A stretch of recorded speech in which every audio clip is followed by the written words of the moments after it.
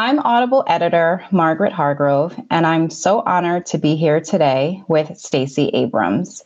Stacey is a former Georgia House representative, a voting rights activist, and the author of a new thriller, While Justice Sleeps. Welcome, Stacey, and thank you for joining me today. Thank you for having me. For our listeners who don't know, which is very hard to imagine, Stacey, you are one of the hardest working and most inspiring people in America. You ran for governor of Georgia in 2018. You've launched multiple organizations devoted to voting rights, and you're a best-selling author. While Justice Sleeps is new territory for you as your first legal thriller. I read that you wrote this book nearly a decade ago, and publishers passed on it twice. What kept you pushing to get this book published and get the story out there? The first book I wrote was Rules of Engagement. It was my romantic suspense novel.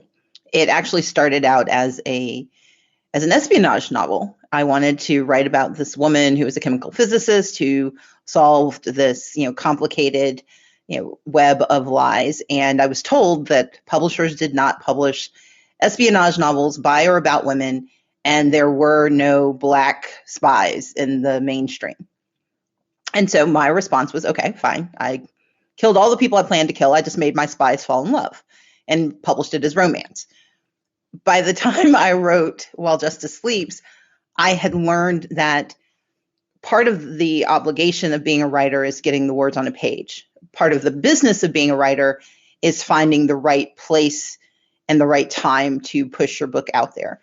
When I couldn't get it sold the first time, I set it aside. I was a little distracted. I had a few other things on my plate. I was minority leader, and I'd started a small business, some elections and stuff. But when I came back to it the second time, I cut a number of chapters. I tried to streamline the language. And when it didn't work a second time, for me, it was more a question of, is this the right time? Because if I truly believed in my work as a writer, and I did, then the question was, as a business question, as a business issue, when could it make its way into the field? I actually forgot about it for a while. The last time I tried to push it out there was 2015. And I want to be clear, I was sending it to agents who were basically saying this is not going to make it into the publishing world. And so when the third time struck, I was actually in Hollywood selling my other books. There are a couple of producers who were interested in my romantic suspense novels. And so I was pitching those, and someone asked, well, do you have anything else you've written?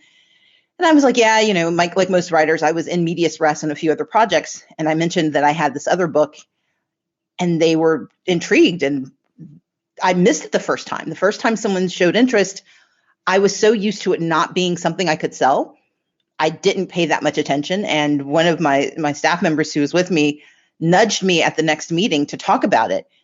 And then when they realized it wasn't just an idea, it was an actual book, it renewed in me this notion that I've always had, which is that the writing is for me, and the selling of this work is an opportunity, but not an obligation. And this was an opportunity to see if someone would be obligated to take it. Well, third time was definitely the charm, and we're so happy that it's out. Was there a particular moment from your career that inspired the story of While Justice Sleeps? No, the idea came from an extraordinary attorney I had the privilege of working with when I first started out. She was one of the only Black women partners at major firms in Georgia, and she was one of my strongest supporters. We stayed in touch after I left the law firm, after I'd gone into entrepreneurship, but I was in the legislature. And she was telling me the story because she knew of my writing, and she just thought it was a fascinating idea. And it just caught me, and I couldn't let it go. My experience as a legislator, my experience as a young lawyer, my just deep love of politics, those all informed the story. But truly, the story began when she gave me the nudge that became Howard Wynn, one of the main characters.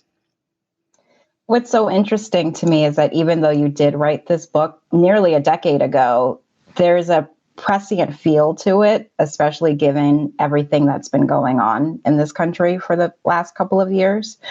So, and while Justice sleeps, I'll just give a little sneak peek for our listeners. Avery Keene is a law clerk who unexpectedly finds herself the legal guardian for a Supreme Court justice, Justice Wynne, who has slipped into a coma. And at stake is the critical swing vote in a controversial court case. And there's also a potential conspiracy that reaches to the highest levels of government. So even though you got the storyline from your friend, what did you bring to this from your own political career and your own career as a lawyer?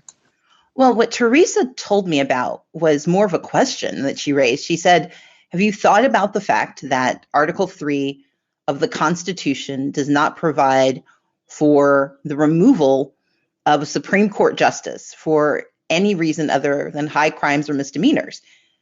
And I said, what do you mean? I hadn't really thought of it. And so we were talking about the fact that you could remove a president through the 25th Amendment, that the election cycle for senators and for House members meant that there was, an end point to their service, but that a Supreme Court justice, a federal judge, has a lifetime appointment. And it was really that question that stuck with me. It was less the storyline. It was more just, have you thought about this? And she, I think, much to my surprise, understood how my mind worked even better than I did, because that question just stuck with me. And we had lunch, and by the time I got home, I was ready to write the first scene, and that was a scene with Justice Wynne. Part of it was the idea of, comas, and the fact that, the founding fathers never imagined a coma. When you passed away, you passed away. And if you were in a coma, the machinery it takes to keep a person alive these days simply was never conceived of. I think the other pieces, though, what would it take to create a case that would rise to this level of intrigue, was something that I pulled from a story I'd read about the Exxon Florio Act and how it treated anytime an international corporation wanted to do something in America, it created this mechanism that gave the president this exceptional power. And I thought about what I knew of the court and how, essentially, for most of my adult life, how fractured the court has been. And so I think all of those pieces added up. And over time, I just layered onto it more and more of my understanding of how politics works, how government works, which are two very different things. And then, because I really loved it, I have a master's degree in public policy. And I mention that only because I actually studied how bureaucracy works. I interned for the EPA and for the Office of Management and Budget. And so really understanding just how much an intern could do and how much information is embedded in these mammoth bureaucracies that we have, just how much of the world gets lost on pieces of paper. Those are all things I think have been swirling for me for a long time, and this was a chance to bring them all together. You mentioned the advances in medical technology to keep Howard Wynne alive, and there's also a lot of scientific elements to the story. Did you have to do a lot of research to get those points right? Oh, absolutely. I love reading. I love television and movies. I love good storytelling. But the most dangerous part of telling a good story is getting it almost right. Like you can appropriate and you can manipulate, but you've got to get the basics correct. And so for me, it's always about doing as much research as I can so that even if I'm doing something fantastical with it, the foundations are true, the foundations are real. Now, I'm very lucky. I'm the second of 6 kids, and each of my siblings has an expertise.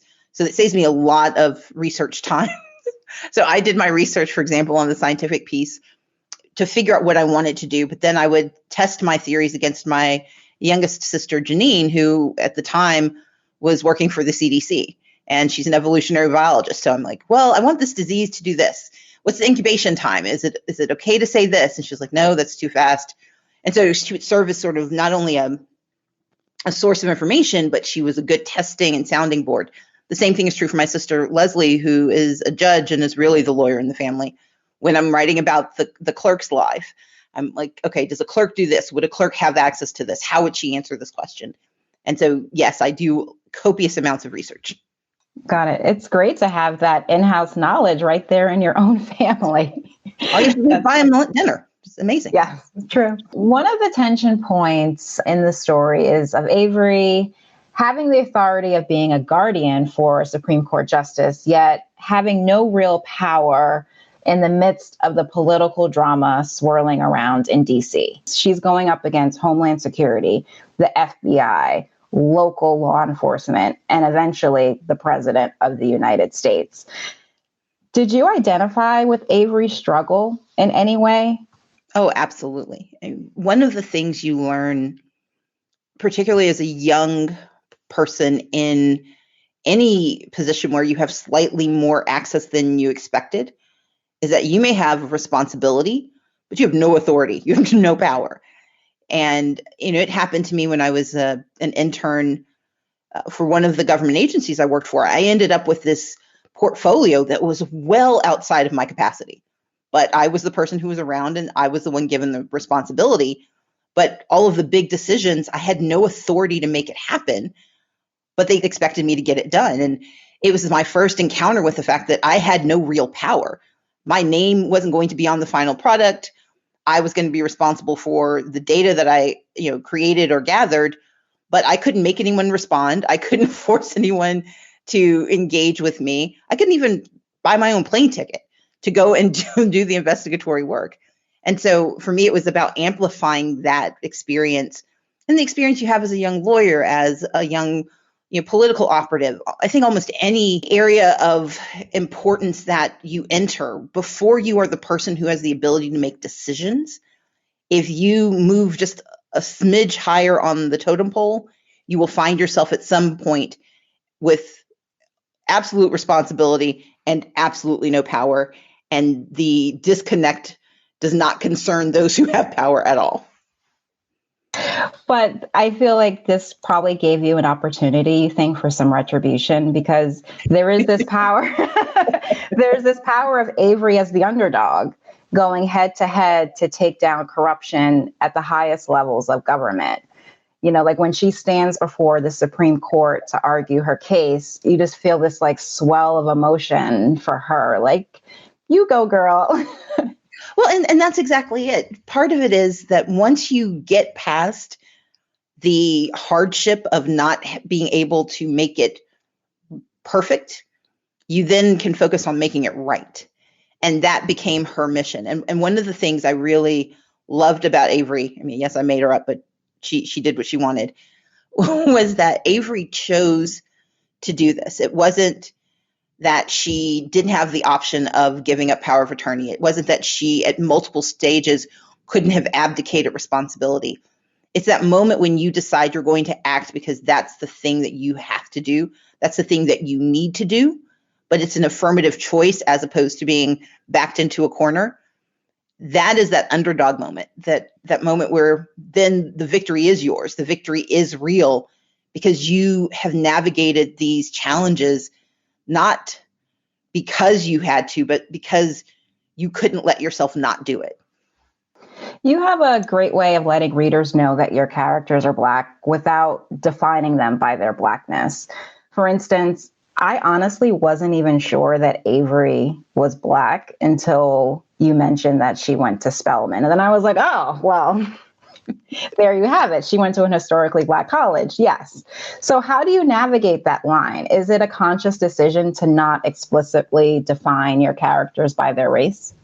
Race matters, and it is disingenuous to write stories, especially contemporary fiction, without acknowledging that the race of the character is going to change the interactions they have. My point is that it doesn't wholly define who they are to the exclusion of their other aspects. And so, yes, her race matters, her gender matters, and those were both very intentional of me. But what I grew up disliking so much was that in books that I read for most of my life, the only time you read about race as an explicit attribute was when it was being used to create others. The presumption was a universality of whiteness, And they would then describe the Native American character or the Latino character or the Black character or the Asian American character. They would only ascribe race to someone who wasn't white. And that always chafed at me, both as a reader, because it pushes you out of the story. You're immersing yourself. And whether I'm in the heather with, the Brontes, or I'm, out in outer space, I should get to have the same experience of seeing myself in the story and not be jarred out of participation because you find what I look like and who I am to be a departure from the narrative. And so for me, it is, yes, I gave hints throughout the story, and I wasn't trying to be coy. Her mom is white, her dad is Black. There's a scene where I describe her father. Howard Wynn is Black. Teresa Roseborough is Black. And for me, the other piece of this is that it should be something that is not considered a departure to have multiple characters in this kind of book be African American or Latino or white. It should be possible that the world that I created, with the exception of the creation of, this chromosomal, time bomb, that writ large, this story should be possible. And the characters, as I see them, could be where they are doing what they do. And it very much reflects the real life, what's going on in America. So you have Adenrele Ojo performing While Justice Sleeps, and she is one of my favorite narrators. Did you have any knowledge of her work before she did this book? So I have not been as immersed in audiobooks as I should be, but I have a younger sister who loves them. And so when I was talking to her about these potential artists, she knew of her. And then when I got the opportunity to listen to various artists who are under consideration, her voice just captured it for me from the very beginning. I needed someone who has both that resonant tone that comes to her voice as she is narrating, but also her ability to characterize. And I thought she was an extraordinary choice. Her voices that she does, like how she brings the accents, and it sounds, At one point I was listening and I thought, wait, did someone else just come into the story, or is this still her? She's fantastic, very authentic. Well, I want to say this about audiobooks. I have grown to love them more and more, the more my life has become complicated. And it's an amazing talent. Having recorded my own book, I don't understand how people do this for a living. To be able to navigate and to be so compelling so consistently is just a testament to the artistry of those who do this work. You narrated your 2 nonfiction works, but why did you decide to have another performer narrate While Justice Sleeps? I love this story and I know their voices, but I wanted to hear someone else interpret what I'd written. I've lived with these characters for a decade. And what is so exciting to me about this book finally coming to life is to see how other people engage them, how they get to know them, how they think of them, how they refer to them. And when you think of a voice actor doing this work, the nuance and the intentionality is so incredibly important. I wanted to hear what someone else could see in what I wrote. What would you say about the power of voice to persuade, connect, and share experiences? My work is about voice, and that's as both actual and metaphorical. Whether it's the work I do as an activist and a politician, which is always about either standing as someone's voice. When you're representative, you are speaking for others. When you are engaging people in their democracy, you're encouraging them to speak up for themselves. When you are telling stories, you are relaying the voices in your head and giving them form and substance in a storyline. And even in my entrepreneurial work, when my businesses exist, they are there to answer questions and to give people solutions to questions they have not been able to solve for. And that all comes back to voice, back to being heard, back to being recognized, and back to being able to create. You've written 8 romance novels under the pen name Selena Montgomery. But why did you publish While Justice Sleeps under your own name and not use a pseudonym? When I started publishing, it was 1999 that I finished my first novel. It was also 1999 that I finished my first journal article on the operational dissonance of the unrelated business income tax. I did both of those in the same year, and that's around the time that Google became a thing. So a dear friend of mine told me to Google myself. So I put my name in, and up popped an article I'd written in high school that was in the Journal of the Astronomical Society of the Atlantic on Mesopotamian astronomy, because for a minute I thought I'd be a physicist. All of which was to say that at the time that I was going forth, it became very clear to me that merging my identities as romance novelist and tax aficionado would be weird. And I was asking people to take a lot on faith. And so it was easier for me to say, okay, as a matter of branding, Selena Montgomery needs to exist as a romance writer, and Stacey Abrams will exist as the tax person, because I wanted to write in both spaces. And as I've said jokingly, and hopefully with never offense, I can't imagine people looking at Alan Greenspan thinking, I want to read a romance novel by him. So it was just easier to keep the identity separate. Plus, Selena Montgomery sounded more like a romance novelist than Stacey Abrams. Cool. But why do you enjoy writing suspense? Because even your romance novels are romantic suspense. I grew up watching James Bond and General Hospital when it was Luke and Laura and Robert and Anna. My favorite romance novels were always the more exciting thriller ones. I love the tension of storytelling where the odds are always in doubt and people are always in jeopardy, and really trying to find a way to make puzzles make sense. And so suspense is the perfect genre for me, whether it's romantic suspense or legal thrillers. I'm always intrigued by how do you create this problem that seems thorny and wholly impossible to solve, and then spend the rest of the book figuring out the solution, or writing myself into a corner that leads the book to sit in a drawer for 10 years. Joking. Joking. Joking. I solved the problem. I solved the While Justice Sleep problem the first time I wrote it. Okay. That's great. So what are you working on next? Do you think you'll write another thriller, or go back to being Selena Montgomery, or maybe write a memoir? Writing a memoir is highly, highly, highly unlikely. But writing more fiction is absolutely in the cards, and writing more nonfiction.